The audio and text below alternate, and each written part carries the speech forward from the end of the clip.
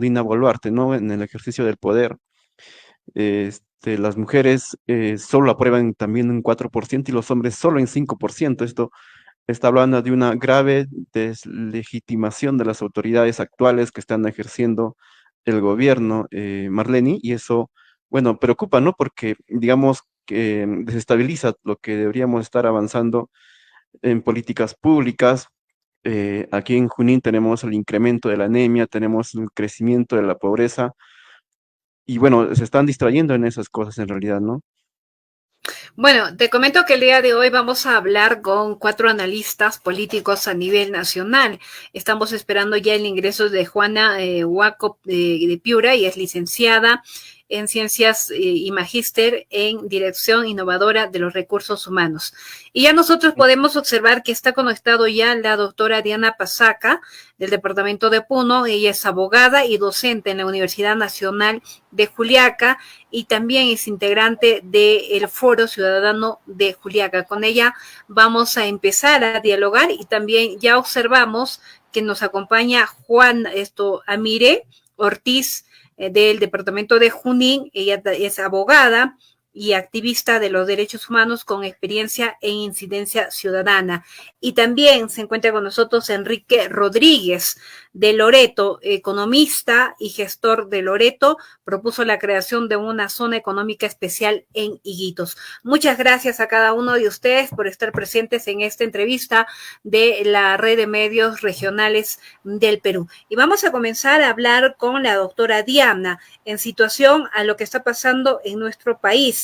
Se nota claramente que hay una gran desaprobación, por no decir total desaprobación, por parte de la población y también al Congreso de la República. Esto ha llevado, el resultado de todos los sucesos que han pasado en nuestro país, doctora Diana, y a la vez también tenemos un Congreso, como ya lo han dicho muchos especialistas, que totalmente ignora el sentir de la población, y peor aún con lo que ha pasado ahora último, que se ha aprobado, ¿no?, la reelección. Bueno, ya pasó a la primera etapa y se aprobó la reelección a autoridades regionales y también a autoridades provinciales. Y para rematar, vamos a decirlo así, se saca de carrera política a los movimientos regionales, lo que imagino que esto más aún va a poner más crítica la situación de la aceptación de nuestras autoridades nacionales y también en este punto del Congreso. ¿Cómo está, Diana Pasaca? Muy buenas noches. Buenas noches, un saludo a cada uno de los panelistas invitados, a ustedes, agradecerles por la gentil invitación. Es importante, sobre todo en estos tiempos, que podamos analizar y compartir más de estos temas con la población para que podamos tener un panorama de repente de lo que está pasando, ¿no? Y yo diría que es una desaprobación histórica, como ya lo había mencionado y dice el título de este programa, bien ganada, porque se lo han ganado a puro pulso. Ya lo mencionabas, que hay unas contrarreformas en el Estado que nos están haciendo retroceder en lo poquito que se había avanzado, ¿no? Y lo último, por lo menos lo de ayer, es que incluso se ha agregado el artículo 35 de contrabando en la aprobación de esta reforma constitucional, porque lo único que se tenía que ver era el tema de la reelección, pero prácticamente ayer, sin debate, sin argumentos, sin No sé mayor cómo levantarle el volumen. eliminado a los movimientos regionales, que podemos tener nuestras observaciones de repente a cómo se organizan, a cómo están practicando la política, pero no podemos permitir de que este espacio en el que los ciudadanos tenían por lo menos una forma de participar en política sea pues así nada más, sin más, quitado. Entonces, tremenda situación la que estamos viviendo y una desaprobación ganada a puro pulso por parte de quienes en este momento lideran estas entidades del Ejecutivo y Legislativo, ¿no? Bueno, ahora tenemos un panorama un poco crítico en nuestro país, ¿no? Definitivamente con todo lo que ha pasado y con esto último, sabemos también que la Fiscalía inició, ¿no?, un proceso de investigación que ha sido definitivamente, como ya hemos visto, rechazada prácticamente porque no hay voluntad por parte del Congreso de la República, por un lado. Por otro lado, La población yo creo que está agotada, a pesar de que se anuncia otra movilización y otra marcha hasta la capital a nivel nacional, pero aquí hay un gran factor que nos debilita como población, que es la representatividad de los dirigentes, que en la actualidad ha sido ya casi desaparecida, porque también en este proceso, en este gobierno, se han creado y se han modificado leyes y normas para de alguna u otra manera poder tapar y apaciguar la acción de la población. ¿Qué esperamos? ¿Qué vamos a vivir más adelante, Diana? Sí, es verdad. Mira que hay una enorme desconfianza de la población frente a algunos liderazgos. La gente fácilmente no cree. Por eso es que hablamos en esta coyuntura de autoconvocados, autoorganización, ¿no? Porque prácticamente no se ha logrado calar de forma contundente de repente en el tema de liderazgo o identificar. Y hay otro aspecto importante respecto a la economía. La población está duramente golpeada económicamente. A veces nosotros no trabajamos para vivir bien, sino para sobrevivir.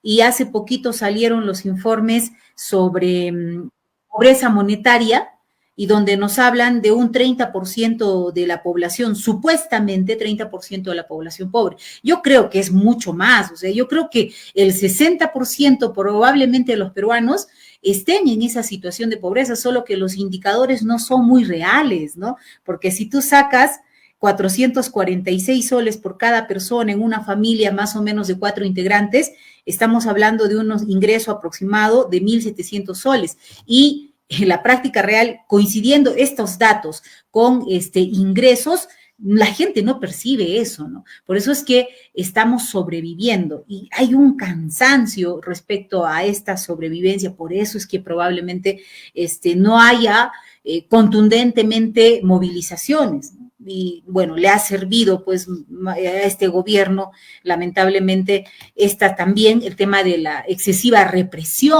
O sea, son muchos factores que en este momento tienen a la población muy preocupada, a veces con complicaciones quizás para participar de las marchas, pero eso sí, la indignación es fuerte y eso sí se nota de forma abundante, ¿no? Entonces, hay mucho que ver respecto a qué vamos a hacer, pues entonces para avisorar algún tipo de respuesta positiva, ¿no? O de alguna alternativa para salir de este problema.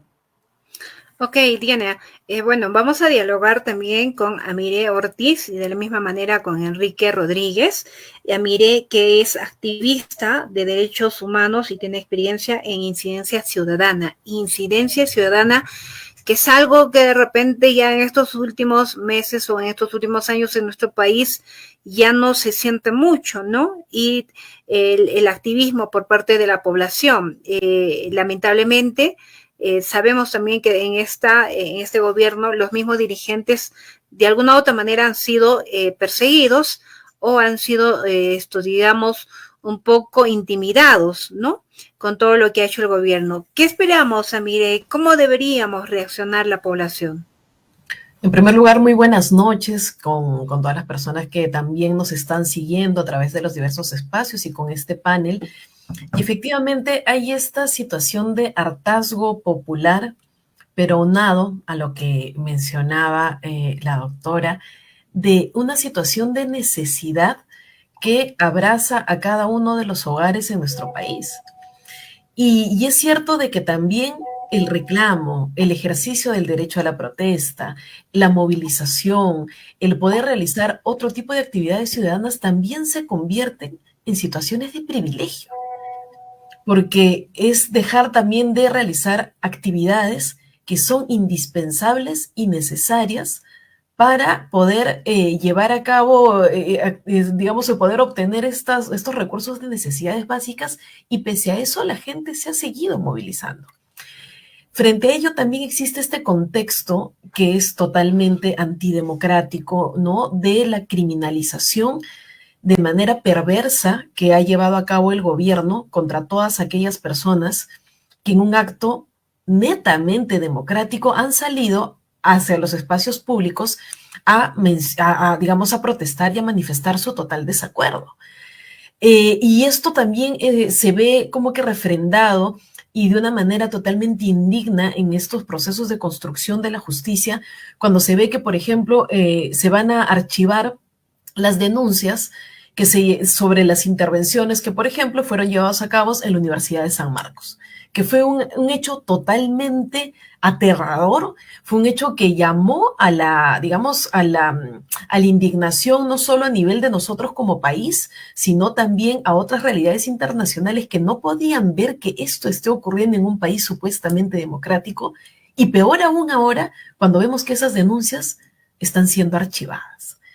¿Cuál es el mensaje y cuál es lo que nos dice no solo este gobierno? Ojo con eso, creo que ahí tenemos que trascender un poco más y ver que ahora no se trata únicamente del gobierno, sino de toda esta estructura política, económica, social, que ha estado acostumbrada por muchos años a detentar el poder, y cuando vio que se dio ese quiebre, ¿no? Esa pequeña ruptura de que por elecciones democráticas otros espacios tomaron el poder político y no aquellos que han pertenecido siempre a esa hegemonía, han generado esta acción de revanchismo y están saqueando nuestro país a costa de los propios intereses públicos.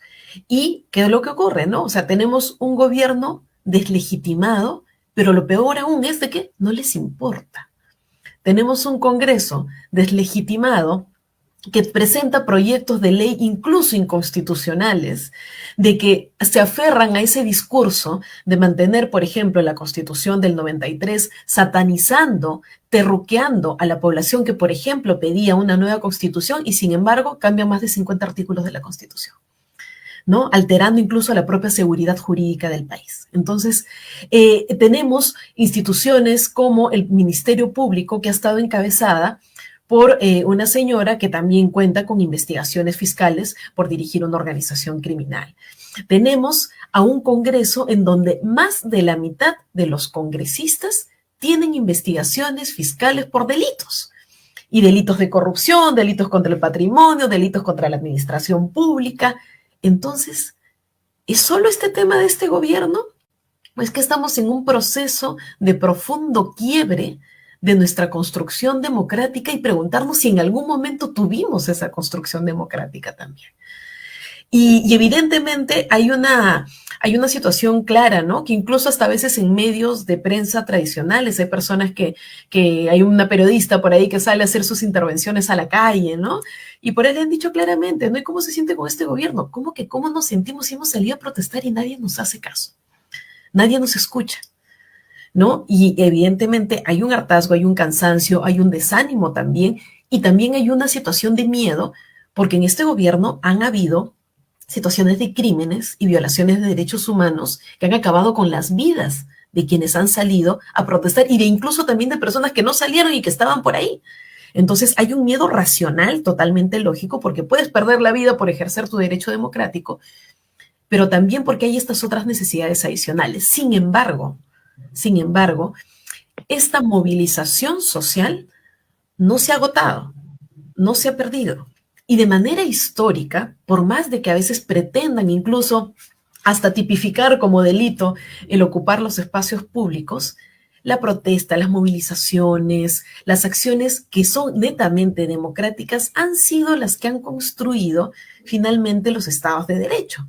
Entonces, y esto lo menciono también para que quienes nos escuchen, a veces por esta falta de involucramiento ciudadano tendemos a poder creer estos discursos de que el protestar es un acto delictivo, que el protestar es un acto terrorista, digamos, también incluso subestimando y tratando de burlar un delito que en realidad sí es muy grave.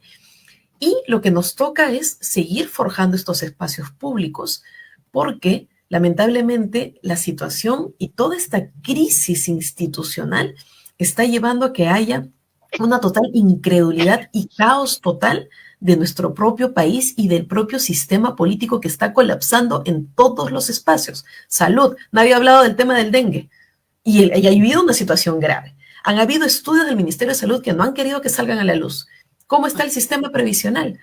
¿Cómo está el sistema laboral? ¿Cómo está la situación de la delincuencia y la seguridad ciudadana? Hay una crisis gravísima y estas cifras de las encuestas son una muestra de que por más de que quieran callar a las personas en las calles, no van a callar y no van a comprar sus convicciones y que siguen reafirmando que nadie quiere a esta señora en el poder. Muy bien. Amire, muchas gracias. Yo voy a dar pase, también quiero agradecer a la doctora Diana y voy a darle pase a mi compañero Percy Salomé. Adelante, Percy. Sí, yo quería un poco seguir la línea que está siguiendo Amire Ortiz y también preguntar a los demás panelistas que nos están acompañando esta noche, digamos, si encuentran ustedes algunos visos de salida. Amire señaló claramente de que hay un sentimiento de hartazgo, de desaprobación total, de ilegitimidad, pero también hay miedo de salir a protestar porque ya hemos visto las 49 muertes, y no son más, que genera pues temor en la gente para poder salir y manifestarse, ¿no? Eh, ¿Hay algún viso de solución, de salida frente a esta crisis en la cual no podemos manifestarnos porque podemos perder la vida, por ejemplo? Bebé, qué chistoso.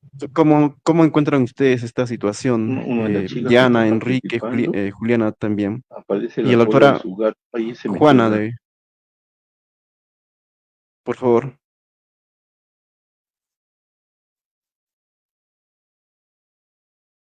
Sí, no sé si Amir o la doctora Diana podrían un poquito dilucidar qué tipo de salida podemos encontrar en esta crisis en la que se nos hace muy difícil salir a protestar a las calles.